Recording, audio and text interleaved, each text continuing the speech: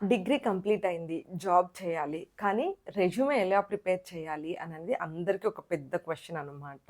అసలు రెజ్యూమేలో ఏం రాయాలి? ఏం రాయకూడదు? మనకి ఎక్స్‌పీరియన్స్ లేదు కదా!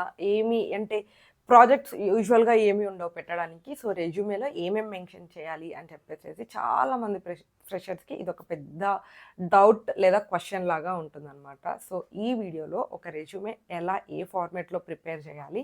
మిస్టేక్స్ ఏం అవాయిడ్ చేయాలి అందులో, ఏం రాయాలి, ఏం రాయకూడదు అని చెప్పేసేసి అన్నీ స్టెప్ బై స్టెప్ చూద్దాము.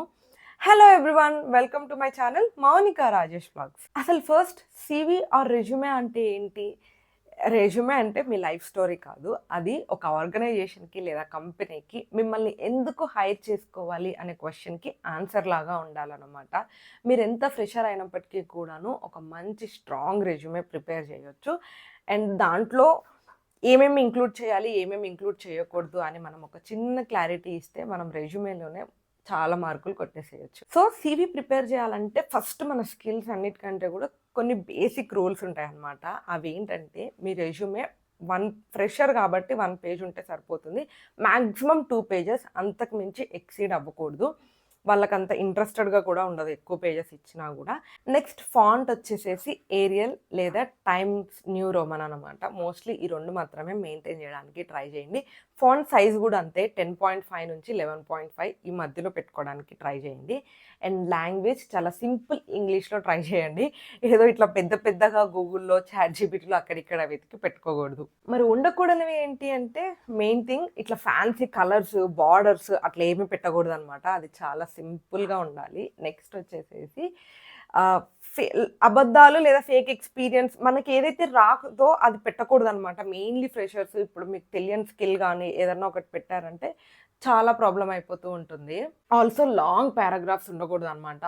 మీరేమి ఇంత పెద్ద స్టోరీ రాసినంత మాత్రాన వాళ్ళకి కూర్చొని చదివేంత టైం అస్సలుండదు. సో, చాలా మినిమల్‌గా ప్రాపర్‌గా కన్వే చేసేలాగా షార్ట్ అండ్ స్వీట్‌గా ఉండాలి. సో, ఇప్పుడు మనం ఫ్రెషర్ సీవీ స్ట్రక్చర్ ఎలా ఉండాలో చూద్దాము.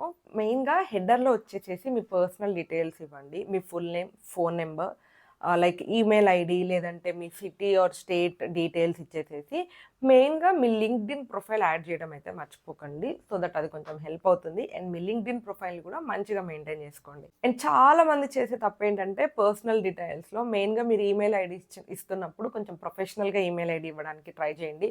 కొంతమంది క్యూట్‌గా ఈమెయిల్ ఐడీస్ క్రియేట్ చేసుకుంటూ ఉంటారనమాట. సో, అలాంటివి అవాయిడ్ చేయండి. దాంతో పాటు just me city and state mention చేస్తే సరిపోతుంది. ఫుల్ అడ్రస్ అవసరం లేదు. ఇంటి నెంబర్‌తో సహా ఇస్తారు. That is not at all needed. And also marital status, religion ఇవన్నీ కూడా ఐటీ వాళ్ళకి అవసరమే లేదు. అక్కడ ఎలాంటి రిజర్వేషన్స్ ఉండవు. సో, మీ మ్యారిటల్ స్టేటస్ ఇవన్నీ కూడా దాదాపు అవాయిడ్ చేసేయండి. అండ్ నెక్స్ట్ వచ్చేసేసి కెరియర్ ఆబ్జెక్టివ్ అనమాట. ఇది మీ ఎక్స్‌పీరియన్స్ అంటే ప్లేస్‌ని రీప్లేస్ చేస్తూ ఉందనమాట. ఇందులో సింపుల్‌గా who are you, what you want and what you can do అనేది మాత్రమే ఎక్స్‌ప్లెయిన్ చేస్తే సరిపోతుంది. అంటే లైక్ ఎగ్జాంపుల్‌గా లైక్ ఆహ్, recently I have completed my graduate with so and so skill like with basic Java knowledge. So I want to apply for so and so position where I can apply my skills and grow professionally అన్నట్టు చెప్పొచ్చు అనమాట మీరు. So that మీరు మీ స్కిల్స్‌ని apply చేస్తూ ప్రొఫెషనల్‌గా మీరు grow అవుతూ అండ్ ఆర్గనైజేషన్‌కి కూడా మీరు హెల్ప్ అవుతారు అన్నట్టు చెప్పుకోవచ్చు అనమాట.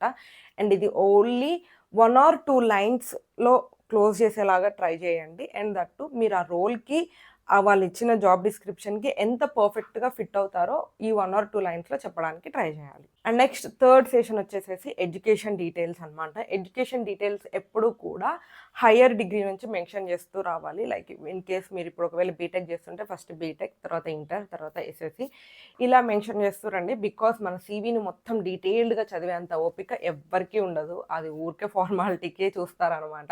సో, వాళ్ళకి ఫస్ట్ హైయెస్ట్ డిగ్రీనే ఇంపార్టెంట్. సో, అది టాప్‌లో మెన్షన్ చేయడానికి ట్రై చేయండి. అండ్ ఏదన్నా ఒక కెరియర్ గ్యాప్ ఉంటే దాన్ని మరీ అంతగా హైలైట్ చేయొద్దు. It should be there but not too much highlighted. దాని గురించి ఎక్స్‌ట్రా ఎక్స్‌ప్లనేషన్ ఏమీ ఇవ్వకండి. జస్ట్ మెన్షన్ చేసి వదిలేసేయండి. దానికన్నా కూడా మీ ప్రొఫెషనల్ స్కిల్స్ ఏంటి, మీకు ఏ టెక్నాలజీ ఎంత బాగా వచ్చు అనే పాయింట్స్‌ని ఎక్కువగా హైలైట్ చేయడానికి ట్రై చేయండి. నెక్స్ట్ ఫోర్త్ సెషన్ వచ్చేసేసి టెక్నికల్ స్కిల్స్ అనమాట. చాలా ఇంపార్టెంట్ సెషన్. ఇక్కడ దీన్ని 2 పార్ట్స్‌గా డివైడ్ చేయండి. ఒకటొచ్చేసేసి technical skills and soft skills అనమాట. టెక్నికల్ స్కిల్స్‌లో మీకొచ్చిన టెక్నాలజీస్ ఉంటాయి కదా, లైక్ జావా, హెచ్టిఎంఎల్, సిఎస్ఎస్ అని చెప్పేసేసి, లేకపోతే ఎక్సెల్, ఇలా టాలీ, మీకు ఏ స్కిల్స్ వస్తే ఆ స్కిల్స్ని టెక్నికల్ స్కిల్స్లో మెన్షన్ చేయండి.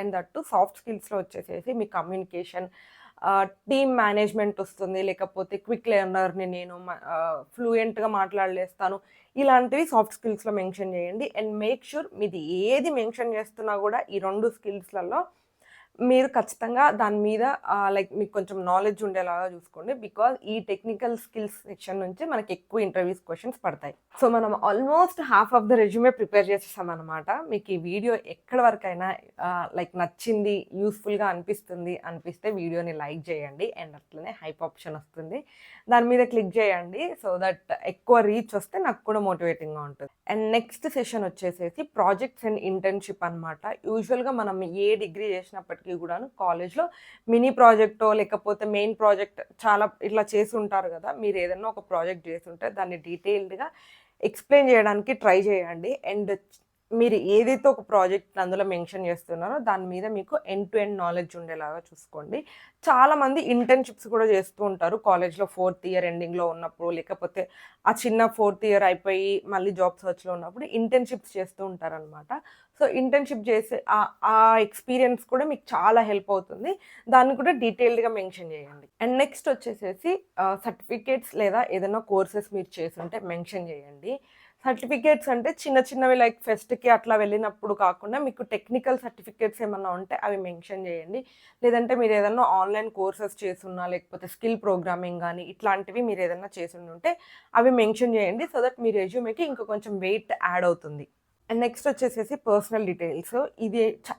ఇది ఆప్షనల్ అనమాట. మీ ఇష్టం యాడ్ చేస్తే చేయొచ్చు, లేదంటే లేదు. ఇక్కడ బేసిక్గా లైక్ మీకు ఎన్ని లాంగ్వేజెస్ తెలుసు, మీ హాబీస్ ఏంటి అని చెప్పేసి యాడ్ చేస్తే సరిపోతుంది. This is not at all that mandatory, but still మీ ఇష్టం, అది యాడ్ చేస్తే చేయొచ్చు, లేకపోతే లేదు. సో ఇప్పుడు మనం అందరూ చేసే కామన్ మిస్టేక్స్ ఏంటో చూద్దాము. ఈ కామన్ మిస్టేక్స్ మనం ఏం చేస్తామంటే, మీకు యూజువల్గా మీ ఫ్రెండ్స్ దగ్గర ఉంటేనో లేకపోతే గూగుల్ చేసో చాట్‌జీపీటీని అడుగో ఎవరినో ఒకరిని అడిగి అక్కడ వచ్చిన టీవీని యాస్టీస్ కాపీ పేస్ట్ చేస్తూ ఉంటారనమాట. అలా ఎప్పుడు చేయొద్దు. అండ్ నెక్స్ట్ వచ్చేసేసి చిన్న చిన్న గ్రామర్ మిస్టేక్స్ చేస్తూ ఉంటారు. కొంచెం క్లియర్గా చూసుకోండి. అక్కడే మన కమ్యూనికేషన్ స్కిల్స్ సరిగ్గా లేవు అనేసి చెప్తున్నట్టు ఉంటుందన్నమాట. And also keeping same resume for all job profiles. మీరు ఏ జాబ్కి అప్లై చేస్తున్నా కూడా అదే రెజ్యూమేని అటాచ్ చేస్తూ ఉంటారనమాట. లేదు, first go read that job description. దాన్ని బట్టి మనం చిన్న చిన్న మైనర్ అప్డేట్స్ చేస్తూ ఉంటే అప్పుడు ఇంకా కొంచెం యాడ్ అవుతూ ఉంటుందన్నమాట. అండ్ నెక్స్ట్ వచ్చేసేసి ఫేక్ ఎక్స్పీరియన్సెస్. ఫ్రెషర్మి కదా, ఫేక్ ఎక్స్పీరియన్సెస్ ఏంటి అని అనుకుంటారు. మీ ప్రాజెక్ట్లో మీరు చేయని పని కానీ, టెక్నికల్ స్కిల్స్లో మీకు తెలియనివి కానీ, సాఫ్ట్ స్కిల్స్లో కానీ, లేదా మీ ఇంటర్న్షిప్స్లో ఇలా మీకు తెలియనివి ఏదైనా ఒకటి పెట్టి చాలా తప్పు చేస్తూ ఉంటారనమాట. అక్కడే మనం దొరికిపోతూ ఉంటాము. అండ్ దట్టు దానితో పాటు too many pages of resume అసలు అంత అవసరం ఉండదు. మ్యాక్సిమం 2 పేజెస్ చాలు. మనం ఇనిషియల్గా చెప్పుకున్నట్టు ఇలా మనం చేసే ఈ చిన్న చిన్న మిస్టేక్స్ వల్లనే మన రెజ్యూమే రిజెక్ట్ అవుతూ ఉంటుంది. సో ఈ పాటికే మీకు అర్థమైంది అని అనుకుంటున్నాను. మనకి ఎక్స్పీరియన్స్ లేకపోయినా మన సీవీని స్ట్రాంగ్గా ఎలా చూపించుకోవచ్చు అని చెప్పేసి, మెయిన్గా strong objective and me technical skills ఎంత మంచిగా ఉన్నాయి అని చెప్పేసి, అండ్ ఆల్సో గ్రామర్ మిస్టేక్స్ ఏమీ లేకుండా ఉంచి మీరు ఎంత కమ్యూనికేషన్స్లో పర్ఫెక్ట్ అని చెప్పేసి స్ట్రాంగ్ వర్డింగ్ని బట్టి చూపించుకోవచ్చు.